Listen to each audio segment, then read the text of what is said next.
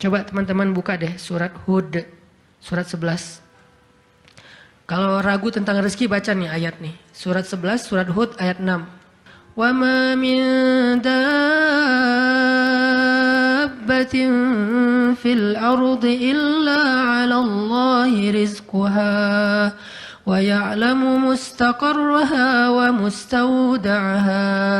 Kullun fi kitabim mubin. Tidak ada satu hewan melata pun di muka bumi kecuali Allah menjamin rizkinya. Ini amalan hati nih. Ini ayat untuk menguatkan hati kita, bukan menguatkan fisik. Tapi biasanya hati kalau udah kuat, fisik ke bawah. Kan kata Nabi kalau hatinya baik, yang lain ikut baik.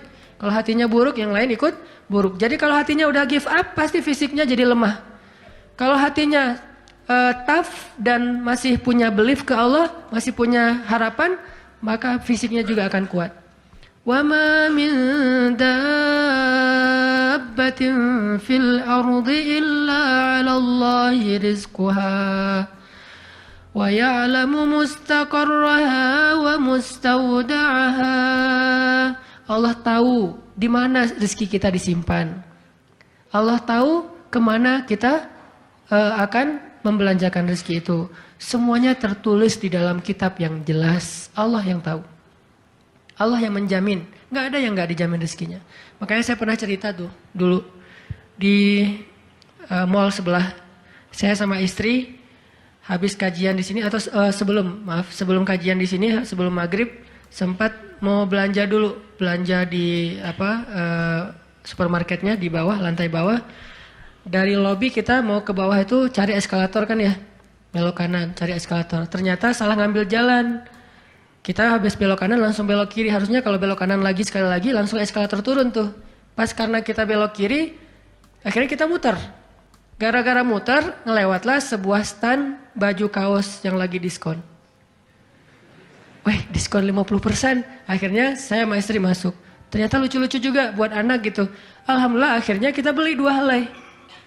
Baru setelah itu kita jalan lagi cuma beberapa meter masuk eskalator turun. Siapa yang telah menggerakkan kaki saya sampai salah jalan? Sehingga saya harus muter dan akhirnya masuk ke stand itu. Alallahi rizquha. Allah yang menjamin rezeki. Kayak gitu cara Allah menskenariokan. Kalau saya ngambil jalan kanan mungkin saya nggak akan masuk ke toko itu. Berhubung saya ngambil jalan kiri akhirnya muter masuklah ke toko itu. Allah punya banyak cara. Kenapa kita khawatir dengan stand orang lain yang mungkin lebih dekat ke pintu, lebih dekat kepada stage yang di tengah kalau bikin event segala macam. Kenapa? Kita udah ikhtiar dapatnya cuma ini. Kayak lagi ada event, kayak festival gitu, kayak ada bazar, kita punya banyak stand. Stand kuliner kita paling pojok, dekat toilet. Stand kuliner teman-teman kita tuh paling depan. Dan di situ stage banyak acara tausiah segala macam. Kayaknya di situ lebih laku. Belum tentu juga. Bisa jadi pada waktu itu banyak orang yang sakit perut atau apa akhirnya ya lewat. Aduh, ini kayak seru juga nih di sini nih, makan di sini. Gak usah jauh-jauh sambil nunggu makan. Allah yang punya cara. Saya kan pernah cerita kesasar sampai ke Cirebon. Kenapa kesasar? Ada suatu hari Minggu kayak lagu. Satu hari Minggu nih. Bingung kita pengen keluar sama keluarga sama anak-anak. Kita keluar yuk. Saya bilang ke anak-anak, "Hayu," kata anak-anak. "Kemana?" Ke Kota Baru aja. Di situ kan ada jam matahari tuh. Kita lihat jam matahari. Hayu naik mobil masuk tol nih. Pas sudah masuk tol Paster berubah pikiran. Terlalu dekat nggak berasa liburan ya. Ya. Terus mau kemana? Ke Jakarta aja yuk ke Ancol. Ada pantainya. Ayo ke Dufan. Jalan akhirnya nggak jadi belok pada larang lurus. Niatnya ke Ancol. Sebelum Cikampek berubah lagi pikiran. Ancol mah pantainya gitu-gitu aja ya, udah pernah ya. Terus gimana dong, cari pantai baru deh yang di daerah Indramayu, Cirebon gitu. Siapa tahu ada yang lebih bagus, yang masih virgin. Boleh, keluarlah Cikampek. Waktu itu belum ada tol Cipali ya, keluar Cikampek. Akhirnya nyisir, Subang, Indramayu, nggak dapat pantai yang kita nyaman nih. Berhenti sebentar, nggak nyaman ini banyak sampah. Akhirnya jalan lagi. Sampai dari pagi keluar asar makan empal gentong di Cirebon. Siapa yang mendatangkan saya ke warung empal gentong itu? Pas kita masuk, orangnya bahagia banget gitu. Kelihatan kalau dari pagi itu belum ada belum ada yang datang, belum ada pelanggan, sepi warungnya. Karena tempat parkirnya agak nyaman, langsung parkir di situ, makan empal gentong, dan ternyata enak, kita bungkus. Orangnya tuh, alhamdulillah nih datang dari pagi belum ada yang datang, senang gitu. Dan saya bilang, Pak, tahu nggak saya dari mana? Dari mana? Dari Bandung. Mau kemana emang? Nggak kemana-mana. Muter. Jadi kita cuman dari Bandung cuma pengen makan empal gentong di Cirebon ujung-ujungnya. Pulang sampai ke Bandung jam 10 malam, macet lagi tuh di Sumedang karena ada perbaikan jalan. Cuman pengen makan empal gentong, ngasih rezeki ke orang di Cirebon, kayak gitu banget tuh caranya tuh, coba lihat cara Allah. Oh, yakin nih sama Allah. Allah bisa banget ngedatangin. Kalau ini terjadi kepada orang lain, berarti kalau saya cari rezeki bisa juga caranya kayak gitu. Allah kan punya banyak cara. Cuman kadang-kadang atau seringnya kita nggak tahu cara itu, tahu hasilnya doang nih. Tiba-tiba dapat. Sesederhana itu kita berpikir, akhirnya sesederhana itulah syukur kita ke Allah. Kalau kita tahu gimana rumitnya rezeki itu datang ke kita, kita akan syukurnya lebih pasti tuh. Masya Allah ya, Allah ngedatangin rezeki ke saya tuh gitu-gitu amat, sampai ada orang yang kesasar sekeluarga, bingung gitu. Tapi kan dia, kalau saya nggak cerita dia nggak akan tahu, dia pikir cuma orang yang memang tinggal di Cirebon atau emang lagi jalan lewat kebetulan mampir. Artinya karena dia nggak tahu prosesnya, rasa syukurnya juga sederhana. Sama kayak kita nggak mensyukuri masakan istri kita kalau yang udah punya. Istri itu masak tuh rempong loh dari pagi, wah sampai ganti lagi. Kita nggak tahu ya, mungkin istri kita baru belajar masak, gagal 2 kali loh. Itu yang ketiga tuh, nggak enak pula. Udah gagal 2 kali.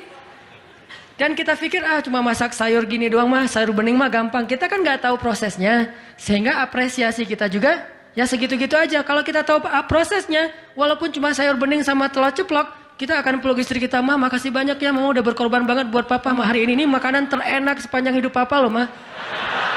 Kenapa ngomong gitu? Karena tahu prosesnya. Gitu juga kita ke Allah. Karena kita nggak tahu proses rezeki itu Allah setting sampai datang ke kantong kita. Kita kayak ya alhamdulillah gitu doang.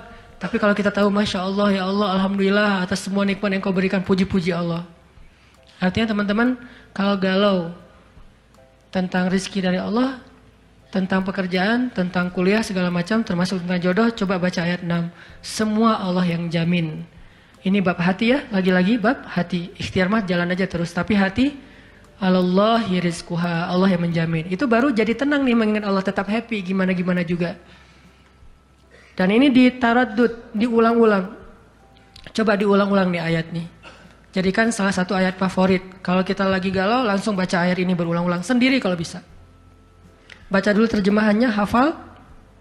Kalau udah hafal terjemahannya, tinggal baca ayatnya berulang-ulang. Sebelum tidur mungkin, kalau yang paling tenang. Kalau khawatir nggak bangun tahajud, ya udah sebelum tidur baca.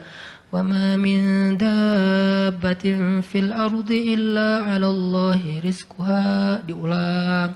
Itu beda banget loh rasanya. Belajar untuk mentafakuri kebesaran Allah, sehingga kalau kita nanti ada masalah, mengingat Allah lebih mantap. Jadi 2 ya, 1 teman, kedua sering-sering tafakur. Wa yatafakkaruna fi khalqis samawati wal ard. Tafakur.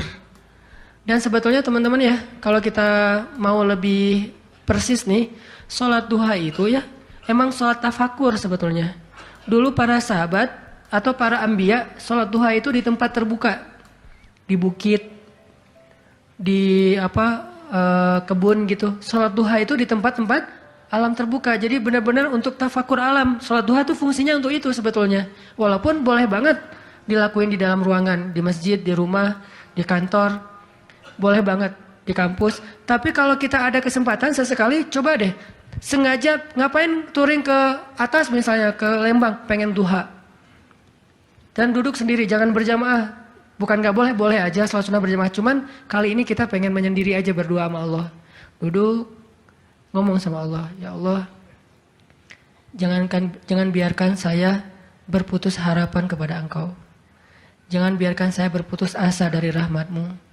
Bimbing hati saya ya Allah, tolong saya dalam masalah ini. Engkau maha kuasa. Siapa lagi yang bisa nolong saya selain Engkau? Ngomong kayak gitu sama Allah. Yang romantis. Yang akrab gitu. Jangan sampai kita ngomong ke Allah tuh kayak orang gak kenal. Cuman copy paste. Rabbana atina fid dunya hasanah fil akhirati hasanah wa qina azabannar. Amin. Udah kayak gak kenal gitu. Ngomong sama Allah itu akrab. Ngomong ya Allah gimana nih. Saya ada masalah kayak gini. Curhat sama Allah. Itu beda loh.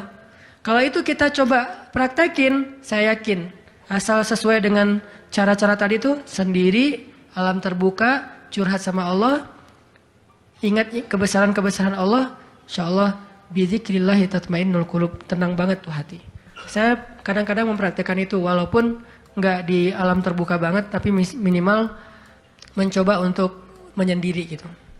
Rasulullah kan kalau lagi ada masalah sama keluarganya menyendiri di masjid kan, duduk di mihrab berzikir kepada Allah, ya Allah, ya Allah, Engkaulah yang maha penyabar, saya tidak sabar. Terus curhat sama Allah, kayak anak pulang curhat sama ibu, gimana rasanya? Kan tenang kan? Kayak kita curhat sama teman pasti beda. Cuma emang yang paling indah curhat sama ibu atau sama ibunya anak-anak.